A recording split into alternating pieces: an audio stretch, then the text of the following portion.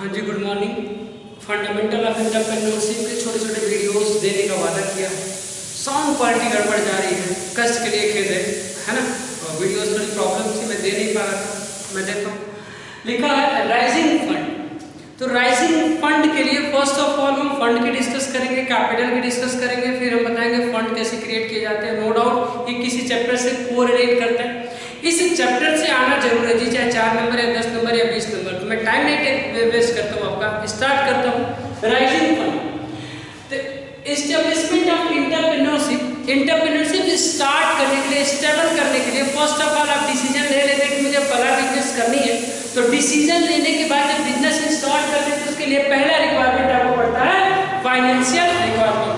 आपने डिसीजन ले लिया, आपने सोचा, आपने प्लान किया मुझे बिजनेस करना है, सारे इन्वेस्टिगेशन किया, ईच वन बातें करने के बाद जो एंटरप्रेन्योर करता है वो करने के बाद जब बिजनेस स्टार्ट करना है तो उसके लिए आपको जरूरत किसकी है? फाइनेंशियल रिक्वायरमेंट की। किसकी जरूरत है? फाइनेंशियल रिक्वायरमेंट की, फाइनेंस की जरूरत है जी। आइए फाइनेंस की हम बात करें तो होता है need for fund. Need for fund, fund की कितनी बातें हैं जरा देखिएगा। तो एक फिक्स्ड कैपिटल, एक वर्किंग कैपिटल। एक फिक्स्ड कैपिटल, एक वर्किंग कैपिटल। एक फिक्स्ड कैपिटल और एक वर्किंग कैपिटल। फिक्स्ड कैपिटल क्या होता है? जो एक बार लगा देते हैं लंबे टाइम तक बिजनेस में चलता रहता है, इसे हम फिक्स्ड कैपिटल कहते हैं। वर्किंग कैपिटल क्या होता है? डेली नीड्स को पूरा करने के लिए जिस पैसे की जरूरत पड़ती है उसे क्या कहते हैं? Working capital.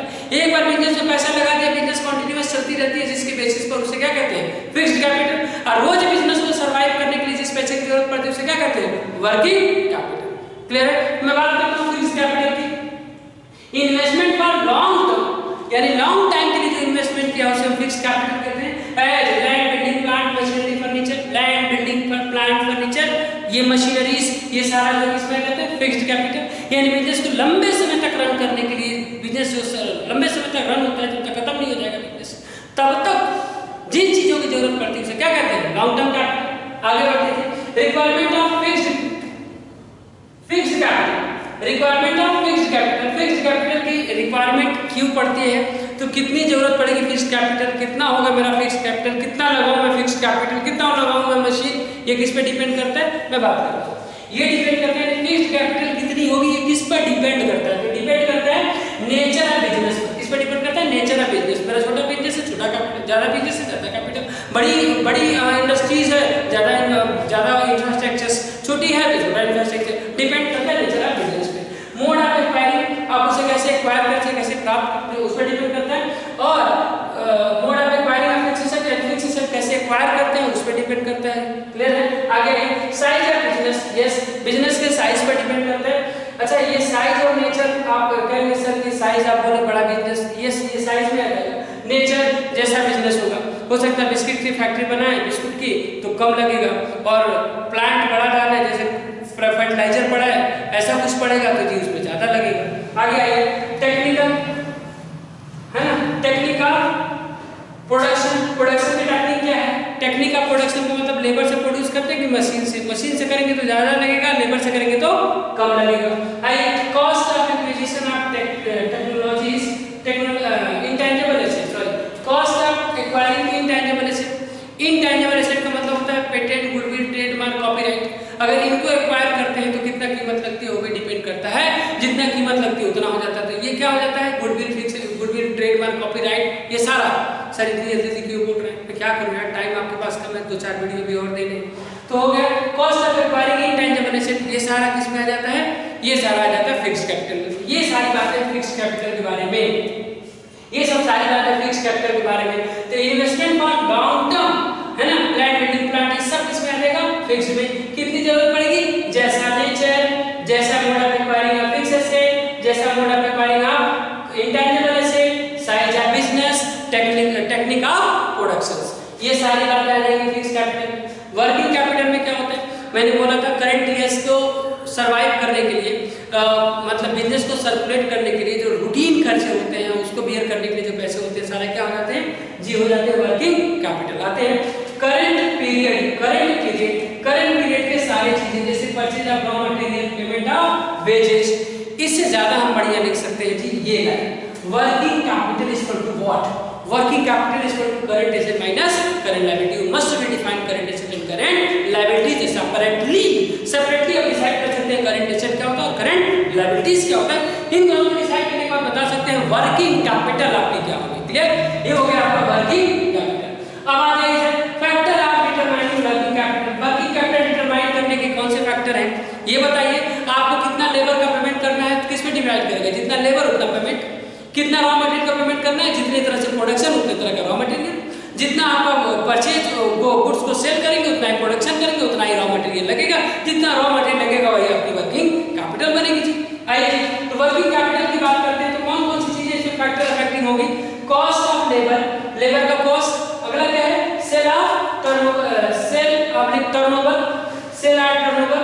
इधर रिक्वायरमेंट ऑफ कैश की जरूरत कितनी मेरे पास, और क्या सीजनल वेरिएंस कितना होता है। सीजनल वेरिएशंस का मतलब होता है जब मौसम बदलता है, जैसे ठंडी जाड़ा गर्मी बरसात, इसके वेरिएशन से क्या जरूरत पड़ती है। टैक्स लायबिलिटी, ये सब किसमें आ जाते हैं, करंट में। ये सब सारे करंट एसेट है जी, और करंट एसेट या करंट लायबिलिटीज हैं, इनके लिए जो पैसे रखते हैं उसे क्या कहते हैं, वर्किंग कैपिटल। मैं जल्दी जल्दी बोल कर की उम्मीद है बात आपको समझ में आ गई होगी। क्लियर है। अब मैं बात करता हूँ, ये तो हो गया आपका जी नीड्स ऑफ फंड। अभी मैं सोर्सेस ऑफ फंड, ये फंड कहाँ से आते हैं। क्लियर, मैं जल्दी जल्दी बता देता हूँ फंड कहाँ से आते हैं ये पैसे। चलिए ये मैं स्क्रीनशॉट ले लीजिए, मैं इरेज करता हूँ। आगे मैं बात करता हूँ जी सोर्सेस ऑफ फंड, कहाँ से फंड आते हैं। मैं बात करता हूँ जल्दी जल्दी सोर्सेस ऑफ फंड। फंड कहाँ से आते हैं तो मैं बोर्ड पे लिख देता हूँ sources of fund. Sources of fund, fund कहाँ से आते हैं। लीजिए जी एक काम करते हैं जी, फंड जो है कहाँ से आते हैं मैं आपको समझा देता हूँ जल्दी जल्दी।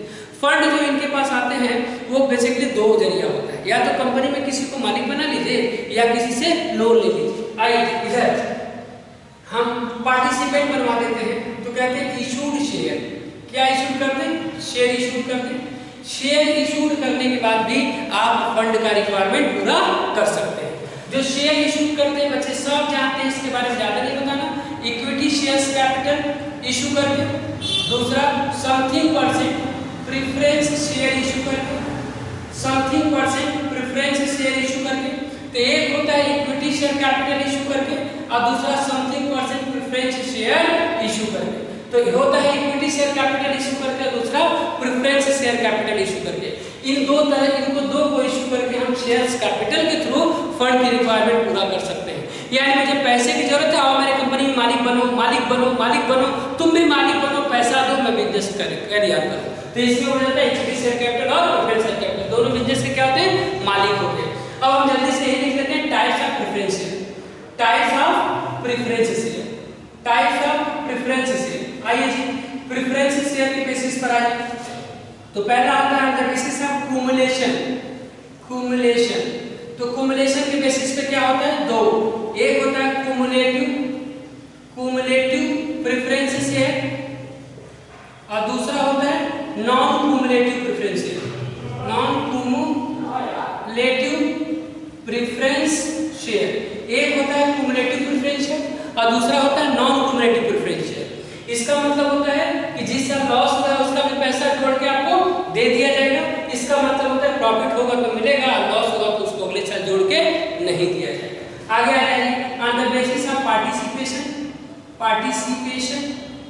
तो पार्टिसिपेशन के बेसिस पे कौन सा, पार्टिसिपेटेड, पार्टिसिपेटेड और दूसरा कौन सा, non participated, non participated. Okay, एक होता है पार्टिसिपेटेड और दूसरा क्या होता है, नॉन पार्टिसिपेटेड। यानी सरप्लस में ये पार्टिसिपेट करेगा और नॉन पार्टिसिपेटेड वाला पार्टिसिपेट नहीं। आगे बढ़ते हैं जी कन्वर्टिबिलिटी, कन्वर्टिबिलिटी, कन्वर्टिबिलिटी के आधार पर कन्वर्टेबल, कन्वर्टेबल और दूसरा नॉन कन्वर्टेबल। एक होता है कन्वर्टेबल और दूसरा होता है नॉन कन्वर्टेबल। अब कन्वर्टेबल क्या है, नॉन कन्वर्टेबल क्या है, बच्चा ध्यान से सुनेगा। कन्वर्टेबल क्या है, नॉन कन्वर्टेबल। कन्वर्टेबल वो प्रेफरेंस शेयर होल्डर होता है जिसके पास ये राइट होता है कि फ्यूचर में अपने आप को इक्विटी में बदल सकता है, और नॉन कन्वर्टेबल वो प्रेफरेंस शेयर होल्डर होता है जो फ्यूचर में अपने आप को इक्विटी में नहीं बदल सकता। क्लियर। आगे आ जाइए रिडम्पशन के बेसिस पर, रिडम्पशन के बेसिस पर। तो रिडम्पशन के बेसिस पे कौन आ जाएगा, रिडीमेबल, रिडीमेबल और non redeemable, redeemable, non redeemable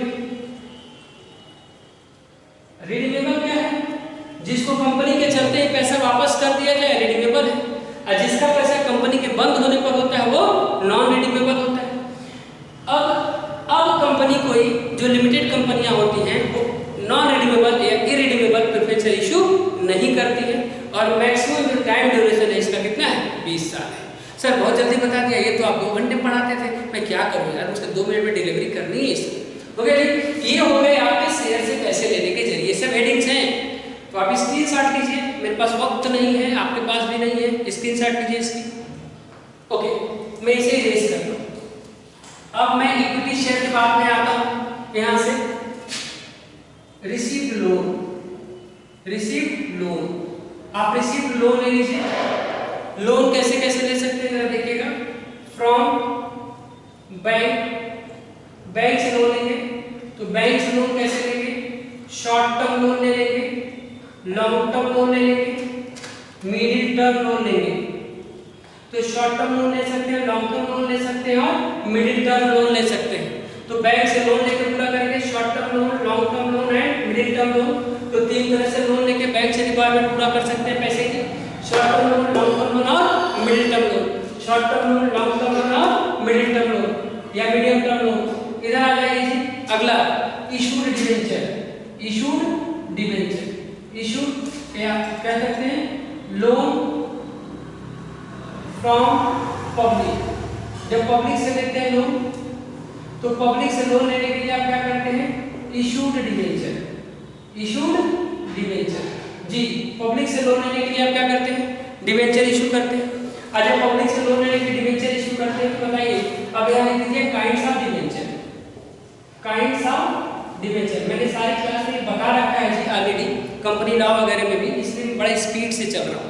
आ जाइए, लोन फ्रॉम पब्लिक, पब्लिक से लोन लेते हैं, इशूड डिबेंचर्स। तो kinds of debenture, kinds of debenture में आ जाइए पहला रजिस्ट्रेशन के बेसिस पर, रजिस्ट्रेशन के बेसिस पर एक रजिस्टर्ड डिबेंचर और एक नॉन रजिस्टर्ड डिबेंचर। एक जो रजिस्ट्रार के यहाँ रजिस्टर्ड हो गया हो और नॉन रजिस्टर्ड डिबेंचर जो रजिस्ट्रार के यहाँ रजिस्टर्ड ना हो। जो रजिस्ट्रार के यहाँ रजिस्टर्ड ना हुआ उसे क्या बोलते हैं, नॉन रजिस्टर्ड डिबेंचर। अब आगे आ जाइए जी, उसके बेसिस पर कन्वर्टिबिलिटी के आधार पर, कन्वर्टिबिलिटी के आधार पर। तो कन्वर्टिबिलिटी के आधार पर क्या होगा, एक कन्वर्टेबल डिबेंचर और एक non convertible debenture. Convertible debenture क्या है, नॉन कन्वर्टेबल डिबेंचर क्या है। कन्वर्टेबल डिबेंचर क्या है, जिस डिबेंचर को डिबेंचर होल्डर के पास ये राइट्स है कि अपने आप को इक्विटी शेयर में बदल सकता है, वो कन्वर्टेबल है। और जिसके पास अपने आप को इक्विटी शेयर में बदलने का राइट्स नहीं है उसे क्या बोलते हैं, नॉन कन्वर्टेबल डिबेंचर्स। आगे आ जाइए, रिडम्पशन के बेसिस पर, रिडम्पशन के बेसिस पर तो रिडीमेबल डिबेंचर और इररिडीमेबल डिबेंचर। रिडीमेबल डिबेंचर मतलब कंपनी के लाइफ टाइम में कंपनी के चलते ही इनका पैसा वापस कर दिया जाए तो रिडीमेबल है, और कंपनी के बंद होने पर अगर पैसा वापस किया जाए तो ये इररिडीमेबल डिबेंचर कहलाता है।